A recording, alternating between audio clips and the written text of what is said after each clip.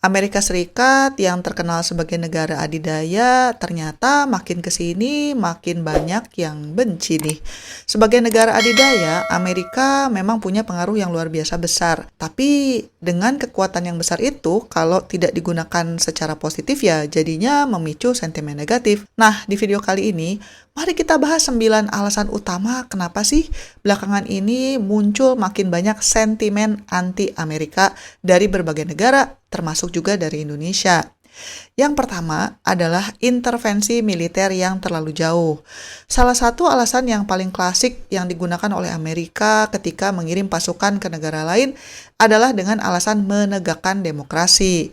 Teman-teman pasti sering deh mendengar soal keterlibatan mereka, entah itu di Timur Tengah, Afrika, atau Amerika Latin. Bagi banyak orang di negara-negara tersebut, tindakan ini bukannya membantu, tapi justru dianggap sebagai invasi yang merusak kedaulatan bangsa lain demi kepentingan mereka sendiri. Efek dari intervensi ini biasanya ya panjang, mulai dari ketidakstabilan politik sampai perang saudara yang tidak kunjung usai, belum lagi infrastruktur negara yang bersangkutan ya jadi berantakan, ekonominya juga jadi nggak jelas.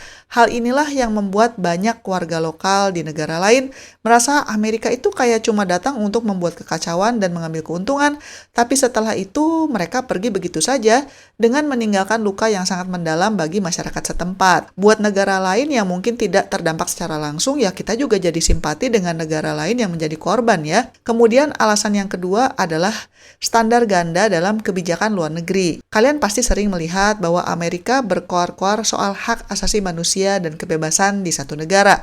Tapi di sisi lain, mereka kok diem aja sih bahkan mendukung rezim otoriter di negara lain. Inkonsistensi ini membuat banyak orang merasa Amerika itu munafik.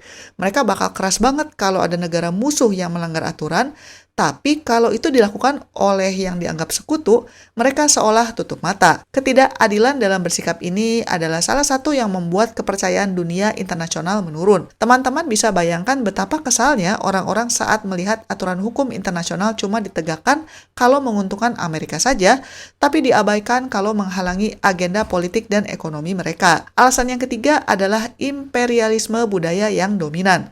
Siapa sih di antara kita yang nggak tahu tentang McDonald's, Starbucks, atau Marvel? Lewat film, musik, dan juga makanan cepat saji, budaya Amerika itu seperti masuk ke setiap sudut rumah kita.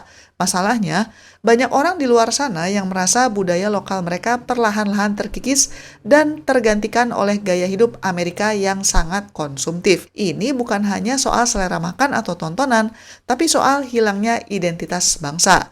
Para kritikus merasa Amerika secara halus menjajah pikiran generasi muda di seluruh dunia supaya berkiblat ke mereka. Bagi sebagian orang, dominasi budaya ini dianggap sebagai ancaman serius bagi kelestarian tradisi asli mereka yang sudah ada sejak ribuan tahun lalu. Alasan yang keempat adalah penggunaan sanksi ekonomi sebagai senjata. Jadi, Amerika memang punya kekuatan yang luar biasa lewat mata uang dolar dan juga sistem perbankan global. Mereka sering banget menjatuhkan sanksi ekonomi ke negara yang tidak sejalan dengan kemauan mereka. Teman-teman mungkin berpikir, ini kan cuma masalah antar pemerintah.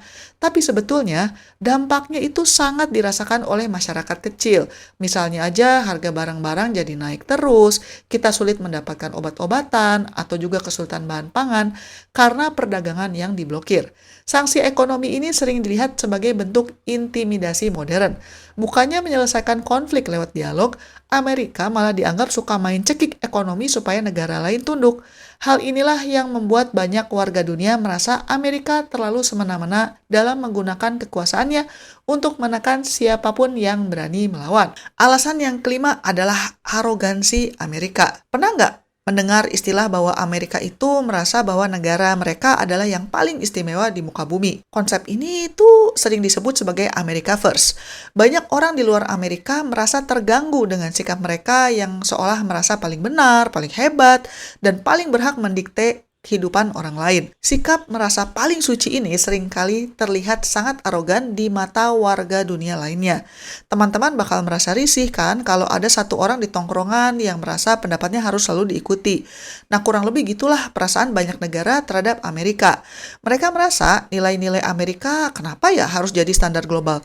Padahal setiap negara itu kan punya latar belakang sejarah dan budaya yang berbeda-beda dan tidak bisa disamaratakan begitu saja. Kemudian alasan yang yang keenam adalah dukungan tanpa syarat pada sekutu meskipun mereka melakukan hal-hal yang salah. Dukungan internasional seringkali menyoroti bagaimana Amerika memberikan dukungan militer dan politik yang sangat kuat pada negara-negara tertentu meskipun negara tersebut melakukan tindakan yang dianggap melanggar hukum internasional, contohnya Israel.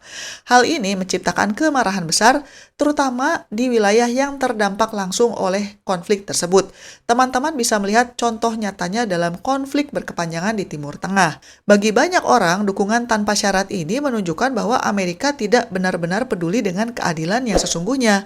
Mereka lebih memilih mengamankan posisi strategis dan pengaruh politiknya daripada membela nilai-nilai kemanusiaan. Sentimen ini makin kuat saat Amerika menggunakan hak veto mereka berkali-kali di PBB untuk menghalangi resolusi yang merugikan sekutunya. Alasan yang ketujuh adalah isu lingkungan dan jejak karbon yang besar. Jadi, Amerika adalah salah satu penyumbang emisi gas rumah kaca terbesar di dunia karena pola hidup masyarakatnya yang boros energi. Teman-teman mungkin tahu kalau Amerika sempat beberapa kali keluar masuk dari perjanjian iklim internasional seperti Perjanjian Paris. Ketidakkonsistenan mereka dalam menjaga bumi membuat banyak aktivis lingkungan di seluruh dunia jadi gemes. Orang-orang merasa Amerika hanya mau untung sendiri dengan terus memacu industrinya tanpa memikirkan dampak perubahan iklim yang dirasakan oleh negara-negara berkembang. Saat negara kecil berjuang menghadapi banjir dan kekeringan akibat pemanasan global, Amerika dianggap tidak bertanggung jawab secara proporsional sebagai salah satu polutan utama di dunia. Alasan yang kedelapan adalah skandal mata-mata dan privasi global. Jadi ada beberapa kasus yang sempat membuka mata dunia bahwa ternyata Amerika lewat badan intelijennya memata-matai hampir seluruh dunia termasuk sekutu mereka sendiri. Mereka mengintip data komunikasi, email, sampai percakapan telepon pemimpin negara lain. Tindakan ini dianggap sebagai pelanggaran privasi yang sangat keterlaluan dan merusak kepercayaan antar negara. Rasa takut dan tidak percaya ini makin berkembang karena sebagian besar teknologi digital yang kita pakai berasal dari perusahaan Amerika. Orang-orang jadi was-was kalau data pribadi mereka bisa kapan saja diakses oleh pemerintah Amerika demi kepentingan keamanan. Ini membuat citra Amerika yang katanya menjunjung tinggi kebebasan jadi terlihat seperti orang yang munafik dan terlihat seperti pengawas yang menyeramkan. Dan alasan yang kesembilan adalah kesenjangan sosial dan masalah internal yang diekspor. Meskipun Amerika kaya raya, ternyata banyak orang di sana yang menyadari bahwa negara mereka itu punya masalah internal yang parah, seperti rasisme yang sistemik, kekerasan senjata, dan kesenjangan ekonomi yang sangat lebar. Teman-teman mungkin sering melihat berita soal protes besar-besaran di sana. Anehnya, Amerika tetap berusaha mengajarkan negara lain cara mengelola negara mereka. Padahal istilahnya ya rumah tangga mereka sendiri masih berantakan. Hal ini memicu pemikiran bahwa Amerika itu sebetulnya tidak layak jadi contoh. Banyak orang yang merasa muak saat Amerika mencoba mengekspor nilai-nilai sosial atau politik tertentu, sementara di dalam negerinya masih terjadi banyak diskriminasi dan kemiskinan yang sangat ekstrim. Fenomena ini membuat banyak warga dunia merasa lebih baik mencari model pembangunan lain daripada mengikuti jejak Amerika yang dianggap mulai rapuh secara sosial. Gimana menurut pendapat kalian? Ada alasan lain nggak? Kira-kira kenapa sih banyak banget orang yang benci sama Amerika? Silakan komentar di bawah. Sekian dulu episode kali ini dan selamat mencari kebahagiaan. Bye-bye.